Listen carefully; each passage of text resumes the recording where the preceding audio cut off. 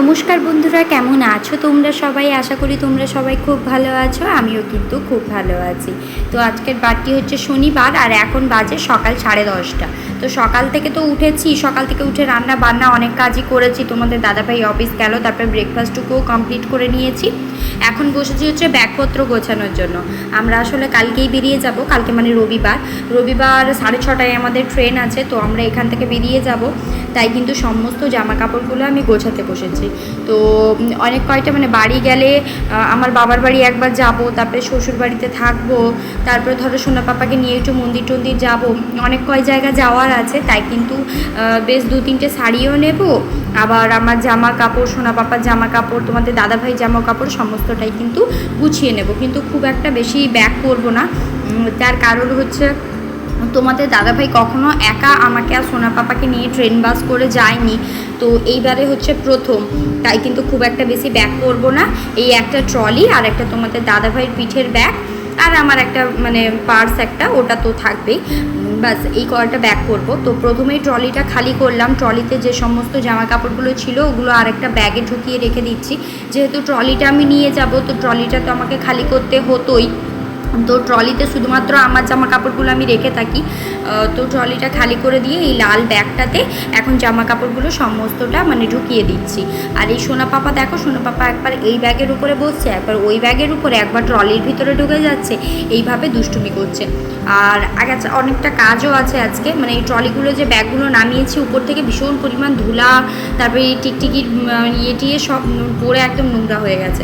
তো আগে ব্যাগটা গুছিয়ে নেব, তারপরে হচ্ছে গিয়ে বিছানাপত্র ঝাড়বো, ঘরটা একটু ঝেড়ে ঝুড়ে ঘর মুছে টুছে দিয়ে যাব। আর যেটা যেটা ঢাকিয়ে রাখার সেগুলো কিন্তু একটু ঢাকা দিয়ে যাব। তার কারণ হচ্ছে আমরা আবার ফিরে আসবো ওই 1 সপ্তাহ পরে।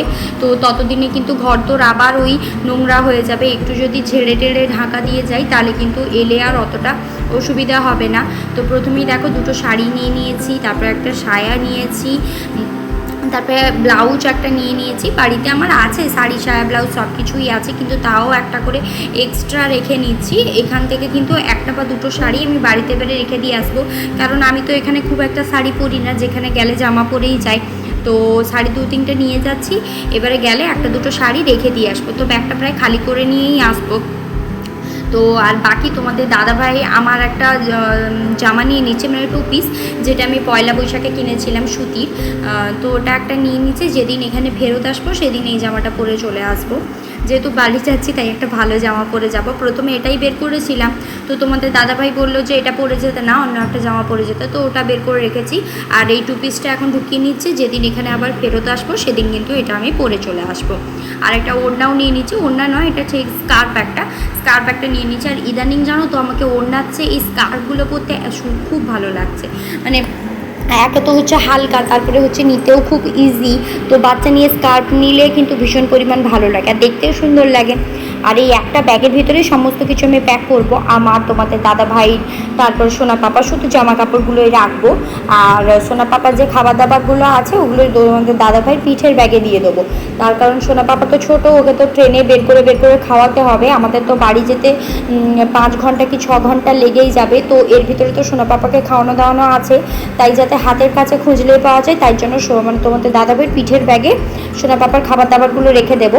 আর এর ভেতরে শুধুমাত্র জামা, তারপরে তোমাদের দাদাভাই যে জুতোটা নিয়ে যাবে ওটাকে একটা পলিথিনে ফয়েল করে মুড়ে ঢুকিয়ে দেবো। তো এইগুলোই বর্তমান এই ব্যাগটার ভেতরে হচ্ছে ঢোকাবো। তো চলো এগুলো বর্তমান প্যাকিং করে নিই।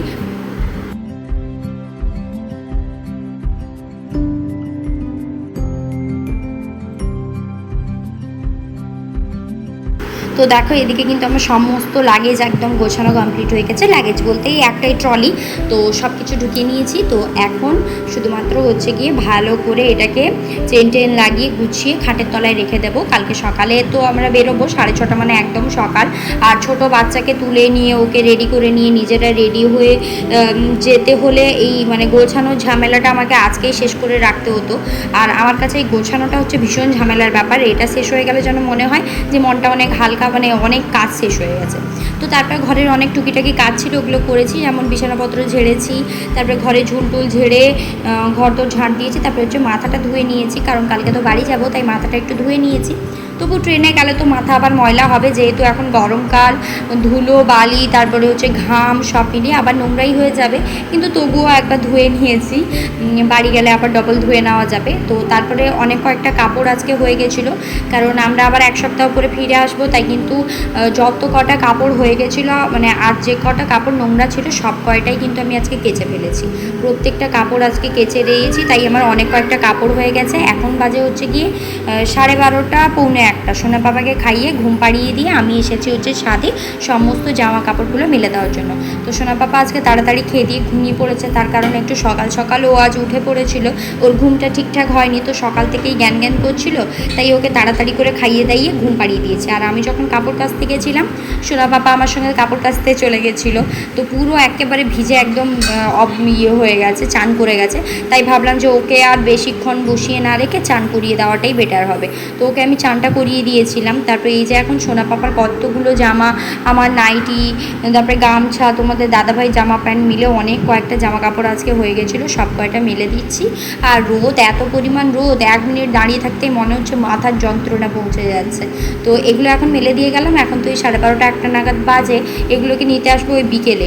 আমারও এত ভীষণ পরিমাণ ঘুম পাচ্ছে, মানে কালকে রাত্রে ফোন ঘাঁটতে ঘাঁটতে অনেক রাত হয়ে গেছে, ঘুমোতে ঘুমোতে আমার অনেক রাতই হয়ে গেছে। তারপরে উঠেছি অনেক ভোর, অনেক কয়েকটা কাজও করেছি, তাই শরীরটা একদম ক্লান্ত লাগছে। তাই ভাতকে টানা একটা ভাত ঘুম দেবো ভাবছি। তারপরে ঘুম যখন ভাঙবে তখন আসবো জামা কাপড়গুলো নিতে। এখন ভালো মতন করে সম্পূর্ণ জামা কাপড়ে ক্লিপ লাগিয়ে দিচ্ছি। তারপরে হচ্ছে কি নিচে চলে যাব। নিচে গিয়ে আমার এখনও ঠাকুর পুজো দেওয়া কমপ্লিট আছে, ঠাকুরটাকে একটুখানি পুজো দেবো, তারপরে হচ্ছে গিয়ে খেতে বসবো। তো চলো ঝটপট করে জামা কাপড়গুলোতে ক্লিপ লাগিয়ে দিয়ে নিচে যাই, তারপরে আবার তোমাদের সঙ্গে ভিডিওটা কন্টিনিউ করবো।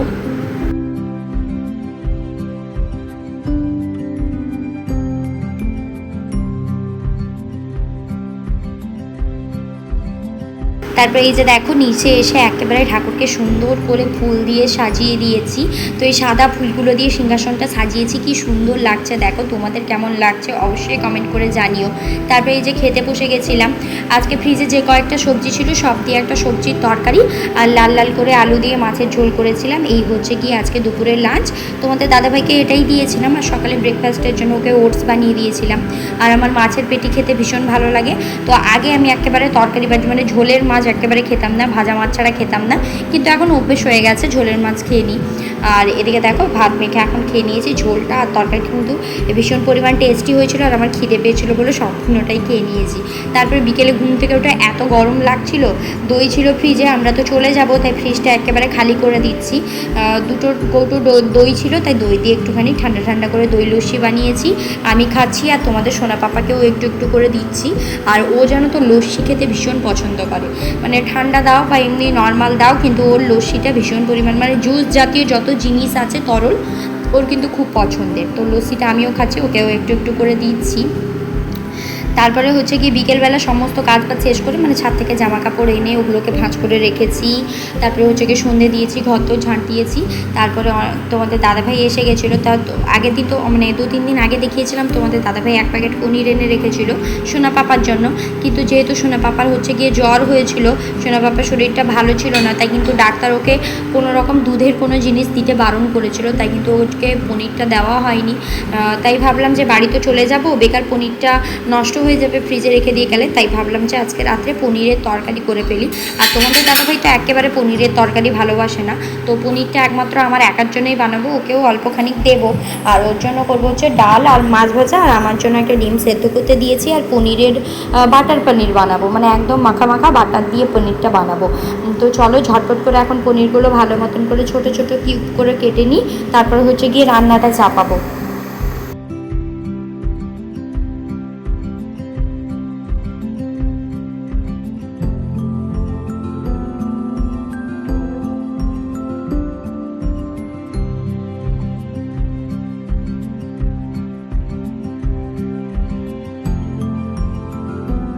তারপরে এই যে এখন পনিরটা একেবারে লাল লাল করে ভেজে নিয়েছি।